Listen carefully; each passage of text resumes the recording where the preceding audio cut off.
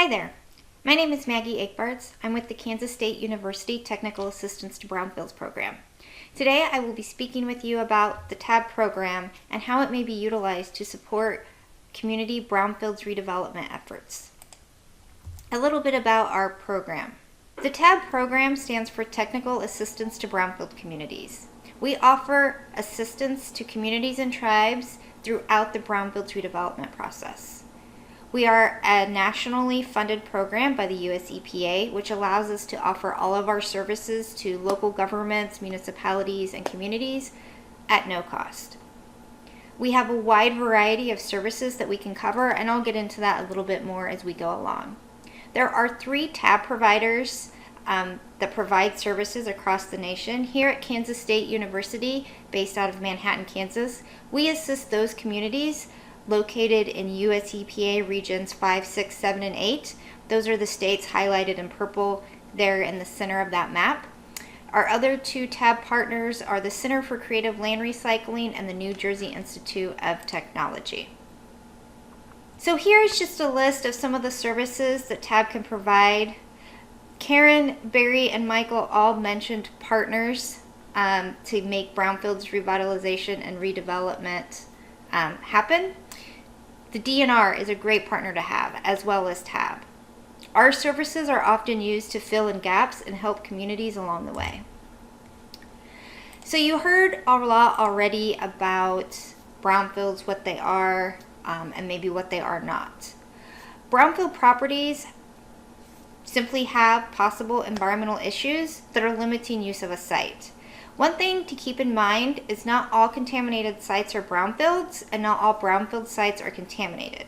Thus, the passage of the federal Brownfields law in 2002, which provides for a process and even some funding to address brownfield properties. If it's a perception hindering redevelopment or reuse, remove that stigma by completing an environmental assessment. Following the assessment process, if contamination is discovered, there are resources available to assist with the cleanup and developing an adaptive reuse strategy for that property. While brownfield properties may pose challenges, they also provide opportunities and should not be overlooked in the planning process. Here at the TAB program, we can offer assistance throughout the brownfields redevelopment journey, and I'll be spending the next few minutes walking you through the brownfields process and how TAB can help. So I like to think of the brownfields redevelopment process into 3 categories, and within those categories there are several steps. That's really what this is and what we're talking about, taking steps to make improvements in your community. So one of the first initial steps under the planning category is to identify sites. Identify brownfield properties that are underutilized, that have been sitting vacant, that you want to spruce up and make improvements to in your community. If you don't know where to get started with your inventory of sites, this is an area where TAB can help. We can come visit a community, do a drive-by, what we call a windshield survey, just looking at the surrounding area, pointing out properties that may have some potential for reuse redevelopment. We can visit with the community and establish a strategy and outline for not only how to keep an inventory, but to maintain it and update it. We can share some tips when considering sites. For example, thinking about those red flags and the real reason for why a site is not being utilized to its fullest potential. It's also important to consider where a site is located and whether or not its redevelopment aligns with and supports community goals. Whether you're just getting started or you already have an established inventory, but you need a way to keep track and manage that inventory and site-specific information, KSU TAB has a tool for that called the Brownfields Inventory Tool, or BIT. BIT is an online database where you can list and keep track of all your brownfield sites and update them throughout the process. So as I mentioned, the Brownfields Inventory Tool is an online management tool to keep track of your inventory and all your brownfield site information. You can easily update your site information as you go throughout the process, whether it's the site assessment, cleanup, or redevelopment. We also have a BIT mobile app which allows you to work offline to put in some of your site-specific information, and then you can update that once you are back in the office and have access to Wi-Fi or a good internet connection. BIT also allows you to upload photos, documents, anything else that you would like to keep to help you manage your sites and your Brownfields inventory. You can also use it to generate maps. It's kind of a one-stop shop for putting all your Brownfields information in. We recently just added a new feature to our mapping functionality of BIT that will allow you to generate a link that you can then add to your own public-facing web page if you choose to. BIT is password protected and stored on a private third-party site. All the data that's in there is owned by you, the user, or whoever generates that data, and so it's not publicly accessible unless you choose for it to be. Another key component of the Brownfields redevelopment process is community engagement. Community engagement is a two-way method for sharing information. You can inform and gather feedback. It's a way to bring the community together, to talk amongst themselves, to talk with you, and to see where synergies are aligned. It is also a good way to develop those much-needed partnerships that you need to meet your redevelopment goals. Open public involvement may sometimes be complicated or even a little scary, but that's where TAB can help. We can help identify key stakeholders in your community and facilitate those initial conversations. Stakeholders often represent various groups within the community at large, so they can bring the needs and wants of the community to the table, as well as share information back to those groups that they represent. Understanding stakeholder needs and having their support for redevelopment efforts will really go a long way to being successful in planning and implementing your Brownfields goals. In addition to facilitating stakeholder communication, we also offer a wide variety of community engagement activities to engage the public at large when you're ready. This can vary anywhere from helping to host and facilitate meetings, an open forum. We do these reuse visioning exercises. We can help generate and implement an online questionnaire, take results from that and put it in a nice summary report. We can facilitate conversations with property owners just to educate them about what it might mean to have their site in a Brownfields program and walking them through those steps. We can share tools and resources to overcome the challenges of Brownfields redevelopment. Once you gather that input from the community that's so important, you can use some of that information to start setting your redevelopment and revitalization goals. Now, a lot of communities may already have community plans that exist. Maybe they're sitting on the shelf, maybe they're acting as a bookend for other books, but it's really important to keep the community engaged and listen to them and see if their needs, their wants, their input aligns with your goals, or if they need to change. If goals need to be redefined and changed, that's fine too. And we can help with that. Some other areas that TAB can help when you're setting your redevelopment goals: we can come up with a strategic plan, we can facilitate reuse visioning exercises. We have a wide network of partners that offer a wide variety of services and expertise. We can do economic feasibility and sustainability analysis. We're happy to facilitate meetings or have a phone conversation if you're struggling to kind of refine those goals, taking them from a bigger idea down to maybe something smaller. And we also provide an opportunity for just educational workshops, whether that's for local government officials, elected officials, or the public at large. So on this next slide, here's just an example of a public visioning session that we conducted in the village of East Troy, Wisconsin about 1.5 years ago.